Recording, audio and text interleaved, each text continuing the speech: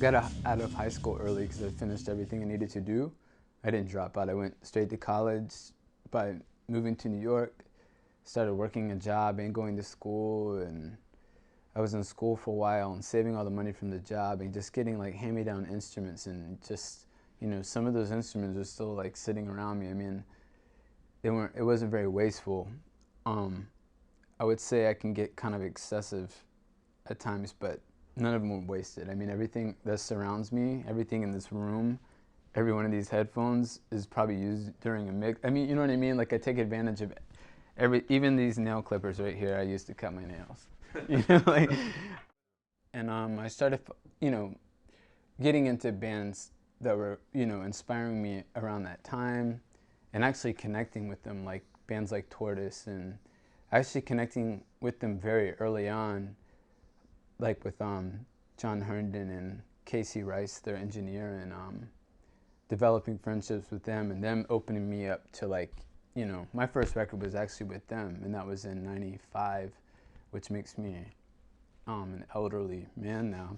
And I mean, I just started really early. I mean, I was really on my grind, and it wasn't top-notch quality stuff. I mean, I made it on a 4-track, but I mean, they really dug it, and they saw what I was doing, or what I was trying to push and do, and that's where it all began. And those guys got, you know, they put me on tour with them, with like Takamura and Autek, or, you know, back in the '90s days. And what that music did for me, as far as electronic music, because electronic music wasn't really my forte, I was sort of faking what I was hearing on MPCs, you know, this clickety-clack, you know, electronic music, but I was adding way more melody. I was playing live instruments. You know, my introduction to like modern classical music, like, is, you know, entry level is Steve Reich and things like this. You know, took the path, and because Steve Reich sort of set up the whole rhythmic pattern, you know, and that's sort of what aligned everything. That's what got me out of the cluttered mess of, you know, when I started, of just things going everywhere. And you know, that project was called De La Rosa Nasora, and that gave birth to this thing called Prefuse 73.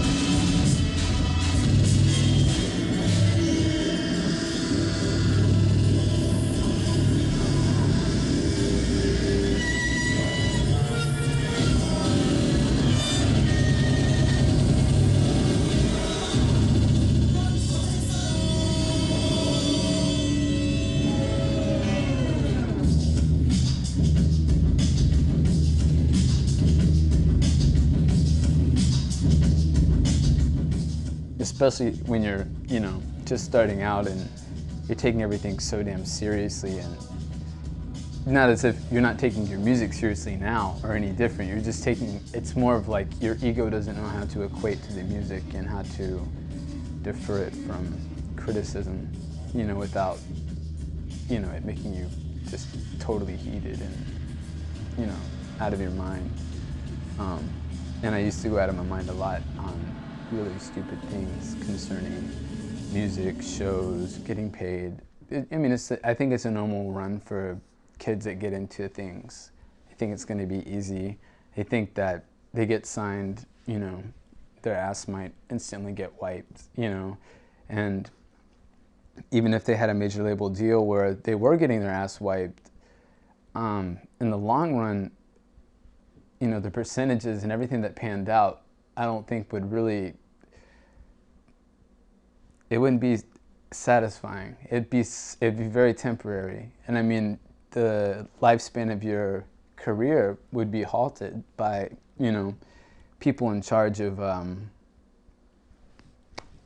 you know, these industry things, you know, these evil empire things, and that's where everything gets really, you know, messed up, you know, as far as like when schedules and, you know, the way that you're pre-formatted, the way that your sound is formatted, and what some of these pathetic, you know, aspirations that people have to meet a certain preset format, you know, and that's in disregard to anybody's name. I'm saying the mentality of it is disgusting to me. Yeah, I mean, it's easy for people to be like, listen to him, like, you know, talk when he's making like a living, and it's like, it's really not what people interpret as making a living. I'll state for myself that I would say that besides the necessary expenses, I mean, I have to find outside things to bring in and do, you know, to support myself and to support, you know, my son each month. You know, like I was talking to you guys when you first came, and, you know, I got to move out of this place to a cheaper spot, you know, like, and that's all good. I mean, so what? I think that it's always good to get humbled by something.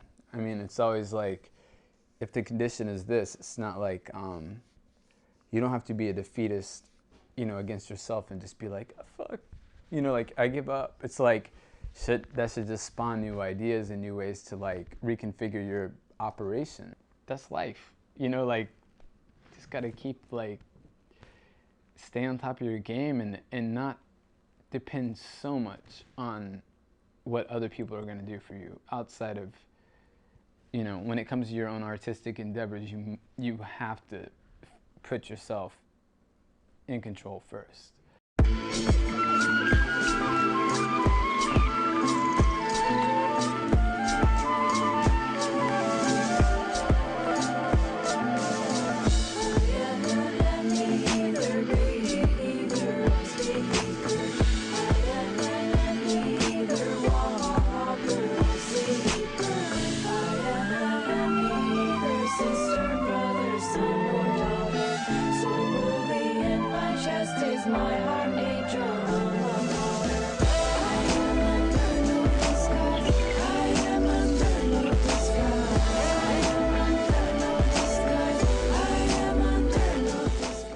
Let's flip this whole thing up, what I'm talking about. Let's say I'm speaking of it in a current sense, because it's kind of funny how people are like chasing the dollar so hard, and it's like, now is the perfect time to like start this whole like musical revolution, because yo, there's the well is empty, so the mind flood and the flow of your ideas should just like combust. I mean, what comes out of you should just be so free and open, and would be great to hear people do that, you know what I mean? I respect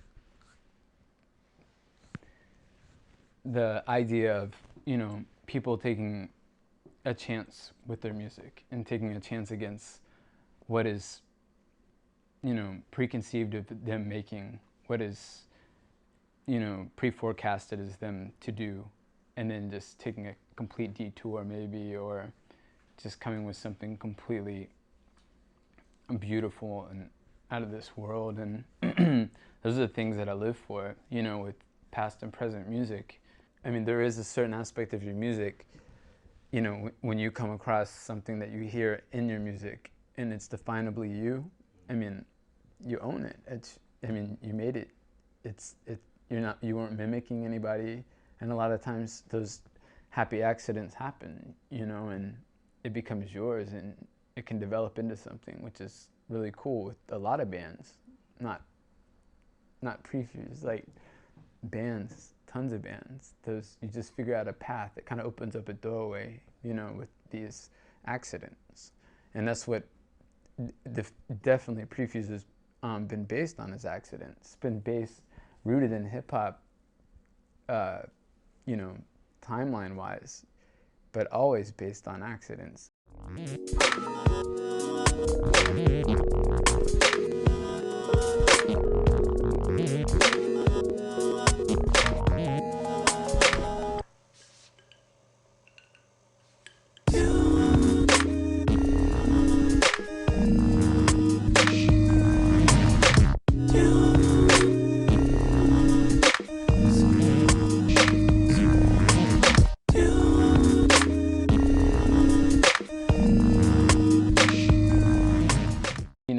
I've had to come to several points, I mean, more often than I'd like to admit, where I'm just like, do I need to kill this project out of the necessity to get rid of the stigma so all my other projects don't have to carry the weight of previews? So I don't have to go, back to the, schizophrenic, beat chopping, frenetic, whatever freak, like that does this, comes with this album, with this person, or what, it just hinders a project.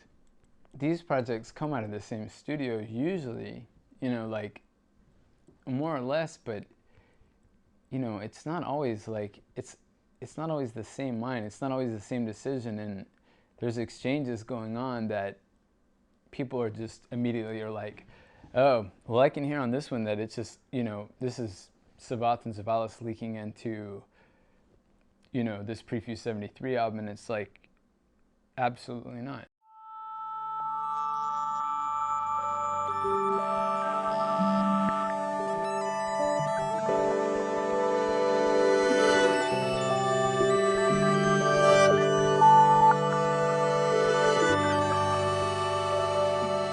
All I know is that, contrary to some opinions, when you take a journey on a career, you question yourself.